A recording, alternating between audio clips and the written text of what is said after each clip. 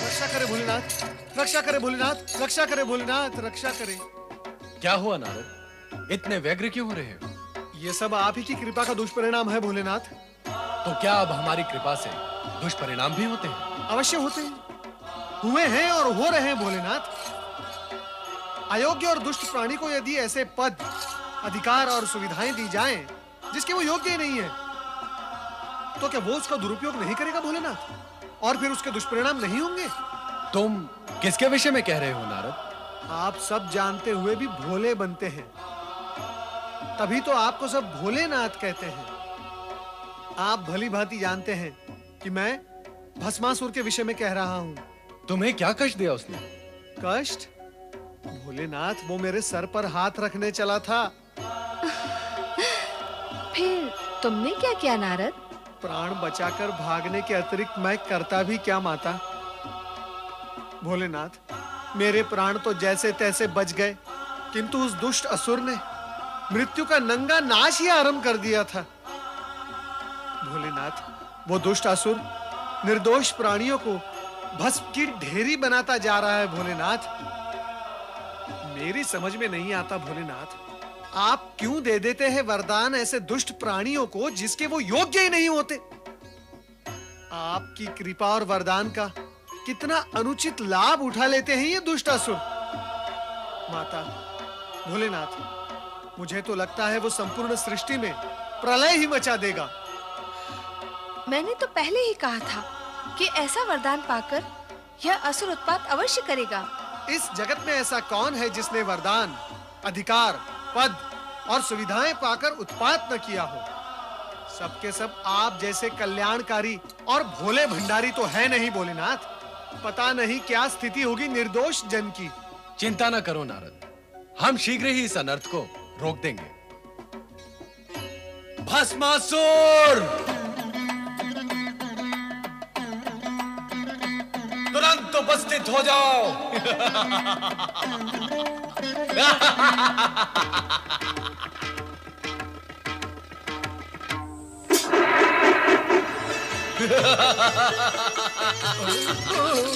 हे शिव शंकर, आपके दिए हुए वरदान का प्रयोग करके अत्यंत सुख की प्राप्ति हो रही है।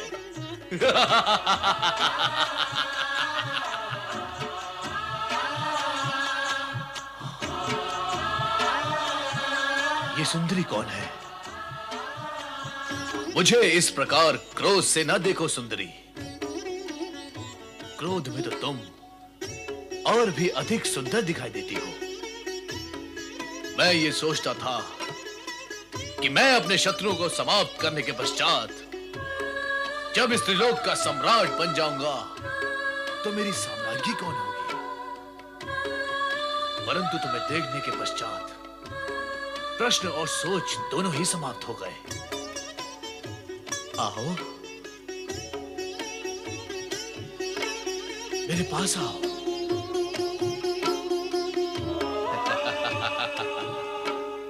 मैं इंद्र को भस्म करके तुम्हें स्वर्ग के सिंहासन पे बिठाऊंगा। दुष्ट भस्मासुर, पार्वती हमारी अर्धांगिनी है और तू हमारा सेवक। वो तुम्हारे माता समान है। इन पर कुदृष्टि डालने का परिणाम जानता है। हम तुम्हें इसी समय भस्म कर देंगे। भस्म करने का काम जब तुम करते थे वो युग गया भस्मधारी। अब भस्म करने का कार्य मैं करता हूं। मैं, इससे पहले कि तुम मुझे भस्म करो, मैं ही तुम्हें भस्म करके इस सुंदरी को अपना बना लेता हूं। वही रुक जा दुष्ट। प्रभु अपनी रक्षा करे, भाग जाए यहाँ से, भाग जाए प्रभु।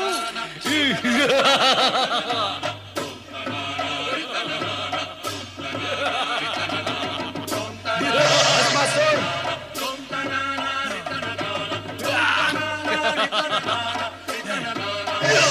भस्मासुर,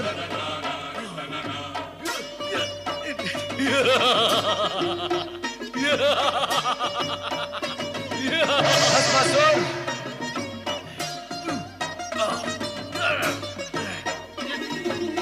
भस्मासुर,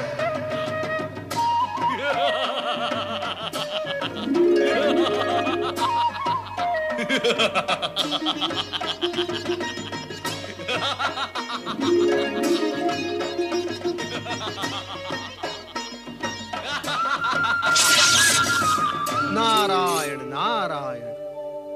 अयोग्य प्राणी को अधिक अधिकार देने का परिणाम सदा दुखदाई होता है। देवेश्वर, आप ही से वरदान पाया है और अब आप ही को भस्म करने पर तुला हुआ है ये दुष्ट प्राणी। नारायण नारायण। अब तो मुझे ही कुछ उपाय करना होगा।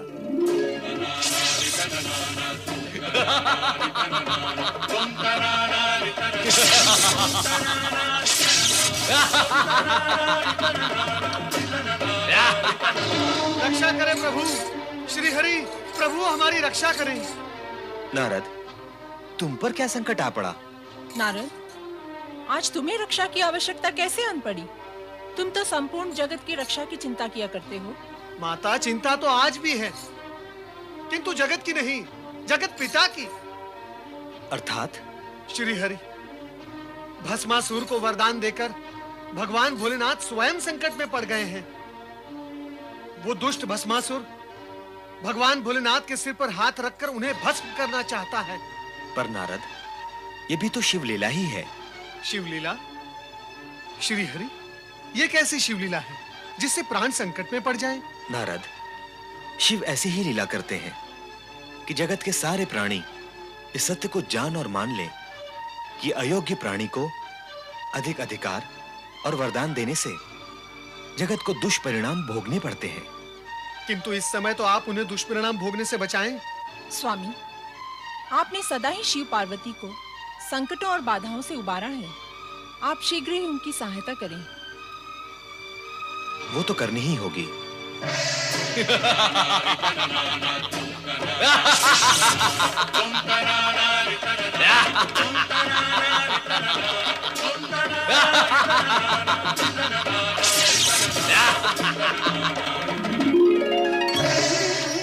ये सब क्या हो रहा है स्वामी?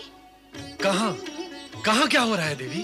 तीनों लोकों का स्वामी एक दुष्ट, बुद्धिहीन, दुराचारी असुर के सम्मुख इतना विवश, असहाय और पौरुषहीन हो गया है। समय की बलिहारी है देवी, समय की बलिहारी है।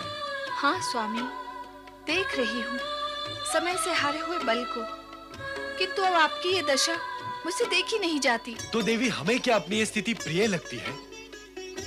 हम इस अप्रिय स्थिति से स्वयं ऊब चुके हैं। तो फिर विराम क्यों नहीं लगा देते इस स्थिति पर? नहीं, हम अभी ऐसा नहीं कर सकते। ना सही, मैं तो कर सकती हूँ। आप मुझे आज्ञा दें, मैं शक्ति रूप धारण कर उस दुष्ट भस्मासुर को एक क्षण में ही समाप्त कर दूंगी। तुम यदि ऐसा कर दोगी तो हमारे वरदान का क्या होगा जो हमने भस्मासुर को दिया है कि उसे कोई भी नहीं मार सकेगा? यदि तुम्हारे हाथों उसका वध हो जाता है तो हमारी वरदान की महिमा भी समाप्त हो जाएगी। ऐसा हो गया तो जगत के प्राणी भविष्य में हम पर और हमारे वरदान की शक्ति और महिमा पर विश्वास ही नहीं करेंगे। स्वामी, आप तो चारों ओर से विवश हैं। तुम चिंता न करो देवी, हमारी विवशता का शीघ्र ही अंत होगा। कोई ना कोई उपाय अवश्य निकल आएगा। अब तुम शीघ्र ही समाधि स्थल चली जाओ, वहां पर तुम सुरक्षित रहोगे।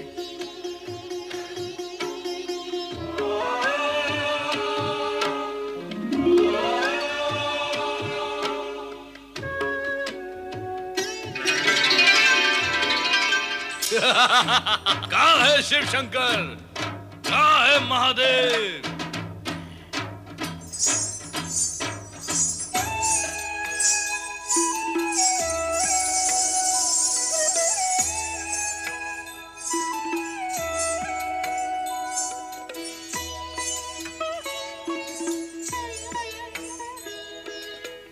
इधर देखो वरदायिनी भस्मासुर।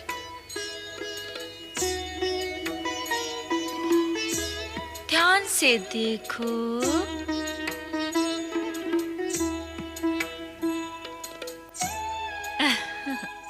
अंतर्दृष्टि से देखोगे तो मैं तुम्हें पार्वती से अधिक सुंदर दिखाई दूंगी।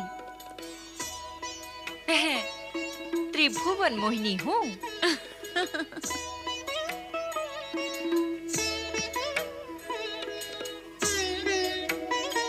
रूप और सुंदरता में मेरी बराबरी करने वाली अन्य कोई सुंदरी इस जगत में नहीं है।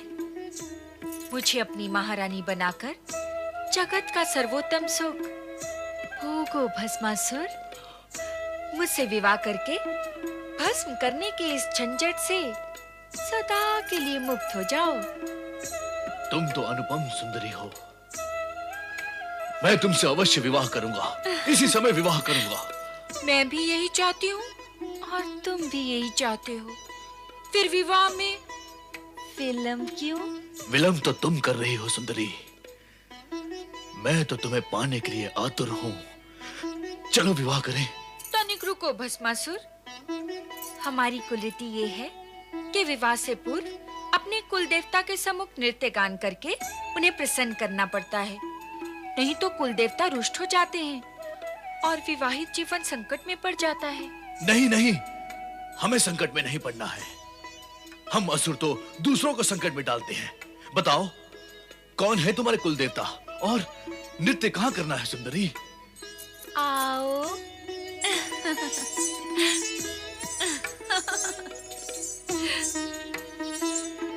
ये वट वृक्ष हमारे कुल देवता हैं। तुम मेरे होने वाले पति हो। हमारी कुल रीति के अनुसार कुल देवता को प्रसन्न करने के लिए तुम्हें उसी भांति नृत्य करना होगा जैसे कि मैं करूंगी। बोलो, करोगे ना? अरे तुम कहोगे तो नृत्य क्या, मैं कुकृत्य भी करूंगा। चलो शीघ्र नृत्य आरंभ करते हैं ताकि नृत्य करके हम शीघ्र विवाह कर सके। तो चलो नृत्य गान आरंभ करते हैं। गान? क्या हुआ, रुक क्यों गए? मैं नृत्य तो कर सकता हूँ परंतु गान नहीं गा सकता। क्यों? मेरा कंठ बेसुरा है। यदि मैंने बेसुरा गीत गाया तो मेरे जाति वाले असुर ये समझकर यहाँ पर आ जाएंगे कि मैं उन्हें पुकार रहा हूँ। नहीं, मैं गाना नहीं गा सकता। अभी अभी तो कह रहे थे कि कुकृत्य भी कर सकते हो। कुकृत्य करना तो हमारा कुलधर्म है सुंदरी, परंतु मैं गीत नहीं गा सकता। तो ठीक है, तुम केवल नृत्य करना, किंतु उसी भांति जैसे कि मैं करूं। वैसा ही करूंगा। चलो शीघ्र नृत्य आरंभ करते हैं ताकि हम शीघ्र विवाह कर सकें।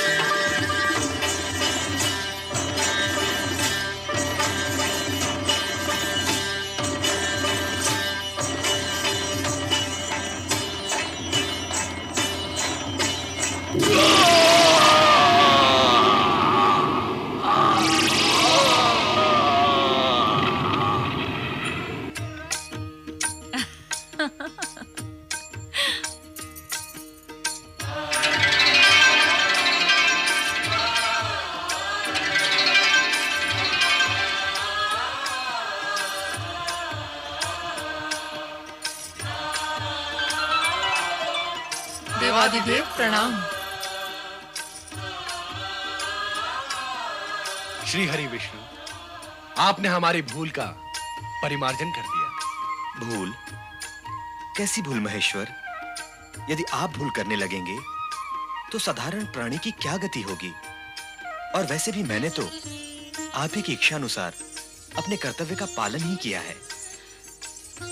श्री हरि, आपने तो अपने कर्तव्य का पालन किया है, पर अब तो भोलेनाथ को भी अपना कर्तव्य करना चाहिए। मेरा कर्तव्य क्या है देवी पार्वती? भविष्य में किसी को भी वरदान देने पर प्रतिबंध लगाना। समाप्त कर दें अब वरदान देने की परंपरा।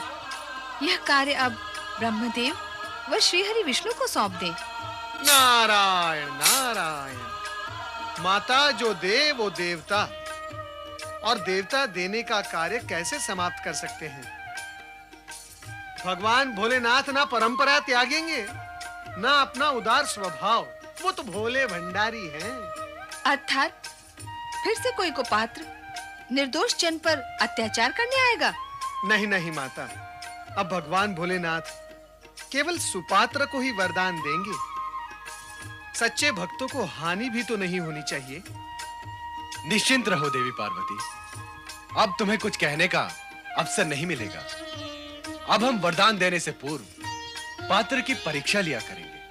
देवादिदेव महादेव की जय, पालन करता श्री हरि विष्णु की जय, भगवान भोलेनाथ की